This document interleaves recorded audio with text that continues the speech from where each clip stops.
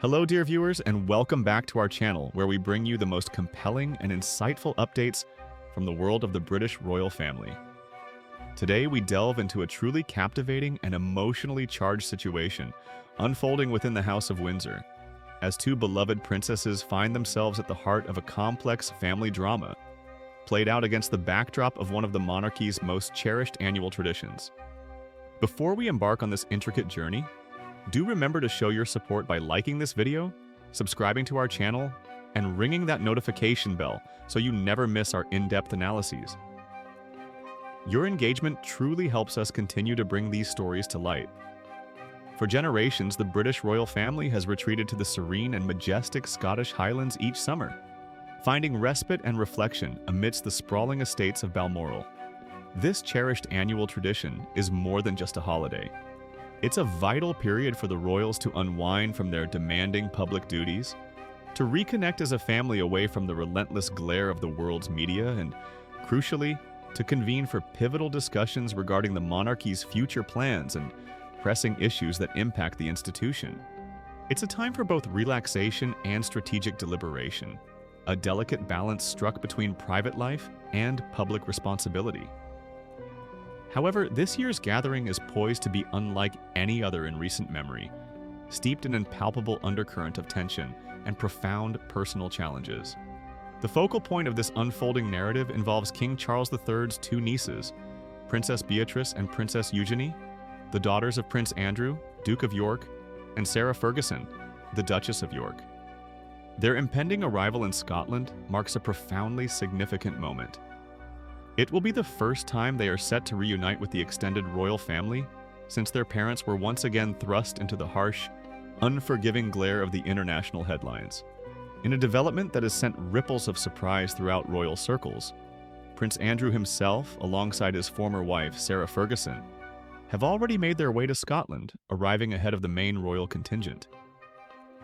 This early arrival, particularly given the Duke of York's current controversial standing within the family and public sphere, is largely considered an unprecedented move. It suggests a certain urgency, perhaps a desire to establish their presence or to navigate the delicate family dynamics away from the immediate arrival of other high-profile members. Beatrice and Eugenie, we are told, are expected to follow swiftly, bringing their own families, their husbands and children, to join this annual pilgrimage. The presence of their parents, especially Prince Andrew, at this intimate family gathering promises to add an extraordinary layer of complexity to what is traditionally a period of calm and unity. The heightened sensitivity surrounding this particular Balmoral reunion is directly linked to a recently published highly explosive report. This report brought to light the deeply distressing news that Princess Beatrice and Princess Eugenie have been actively keeping their distance from their father, the Duke of York. This painful decision, we understand, has been necessitated by the recent publication of a sensational new book, entitled, penned by the renowned historian and royal biographer Andrew Lowney. Lowney's work, which is meticulously researched and unflinchingly direct, reportedly delves into the most scandalous and damaging aspects of Prince Andrew's life. The book, according to sources, provides an extensive and damning account of the Duke's alleged debaucheries, detailing a pattern of behavior that is deeply unbecoming of a member of the royal family. It further meticulously unearths what are described as his illicit financial dealings, painting a concerning picture of his business associations and personal finances. But perhaps most devastatingly, Entitled offers a full and granular breakdown of Prince Andrew's controversial and deeply scrutinized friendship with the late, convicted sex offender, Jeffrey Epstein.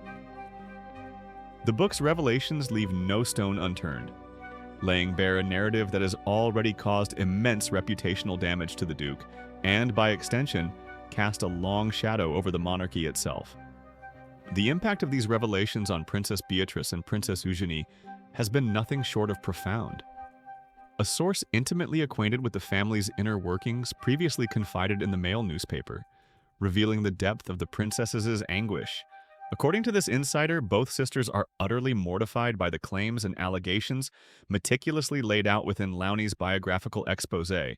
To be mortified suggests a level of profound embarrassment, shame, and distress so intense that it is almost unbearable.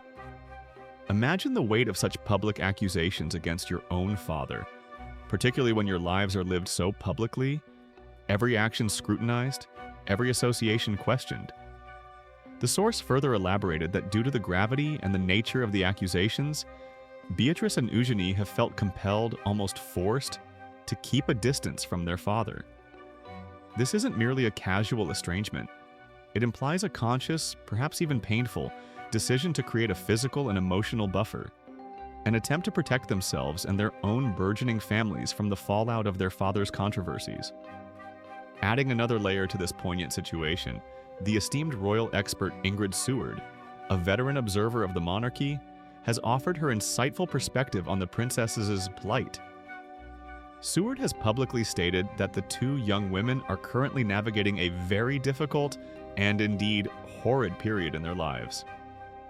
The relentless onslaught of negative headlines, the constant public discourse surrounding their father's past, and the pervasive nature of the scandal must undoubtedly take an immense toll on their emotional well-being. It is a burden few outside the royal bubble could truly comprehend. Seward further shed light on a crucial aspect of their response, or rather, their lack thereof. She noted with a discerning eye that Princess Beatrice and Princess Eugenie have conspicuously refrained from publicly coming to their father's defense. This silence, she posits, is not born of a lack of filial affection, but rather a pragmatic and painful realization. In their estimation, Seward suggests, offering a public rebuttal or attempting to ward off the myriad allegations wouldn't benefit them in any way. This speaks volumes about the strategic considerations that must constantly weigh on the minds of those within the royal family. A public defense, however well-intentioned, could easily backfire, drawing them deeper into the vortex of controversy and potentially compromising their own standing and future within the royal institution. Their silence, therefore, is a testament to a difficult, perhaps even heart-wrenching calculation. The preservation of their own reputations and the protection of their families must at times take precedence over an emotional impulse to defend a beloved parent. The narrative of their suffering is further reinforced by another insider, a source close to the royal sisters who recently shared their perspective with the Daily Beast. This source painted a vivid and sympathetic picture of Beatrice and Eugenie, describing them not as complicit but as innocent victims in this ongoing saga. Even more poignantly, they were characterized as collateral damage in the sweeping and devastating biography of their father. This imagery of collateral damage is particularly powerful. It evokes the sense of unintended harm inflicted upon those caught in the crossfire of a larger conflict. Here, the conflict is their father's past, and the damage is the reputational taint and emotional distress that inevitably splashes onto them by virtue of their close, familial ties. It underscores the profound unfairness of their situation, where they must bear the consequences of actions that were not their own. Given the immense pressures and the deeply personal challenges they are facing, it is entirely plausible, even highly probable, that Princess Beatrice and Princess Eugenie will be hoping to secure a private audience with their uncle, King Charles III, during their time at Balmoral. Such a meeting would not merely be a courtesy call, it would be a critical opportunity for them to discuss the crisis situation that has enveloped their family. They may be seeking the monarch's counsel, his guidance, and perhaps even his direct intervention to find a viable solution to the myriad problems stemming from their father's controversies. Their primary objective, one can surmise, would be to take concrete measures to protect their immediate families, their spouses and young children, from the ongoing fallout. They would undoubtedly wish to safeguard their own positions within the monarchy, ensuring that the actions of their father do not irrevocably jeopardize their future roles or the well-being of the next generation of royals.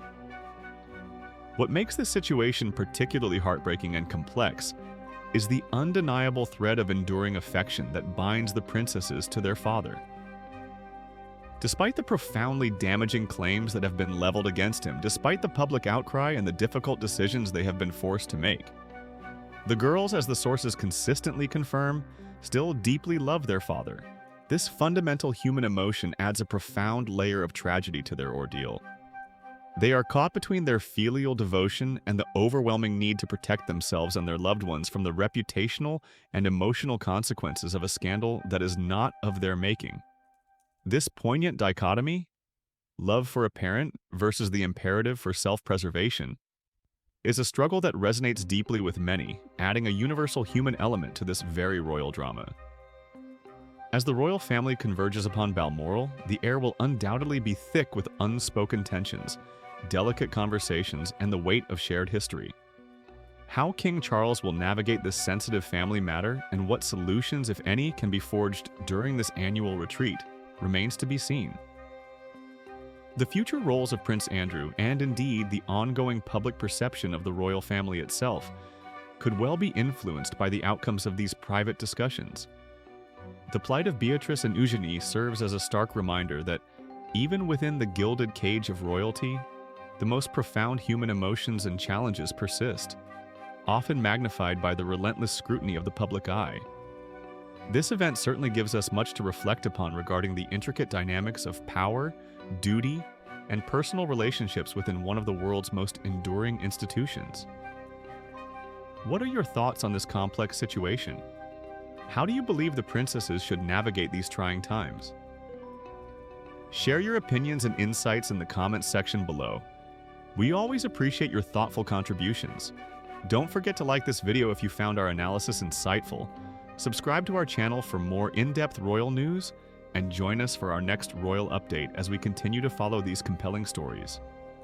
Thank you for watching, and we look forward to seeing you again soon.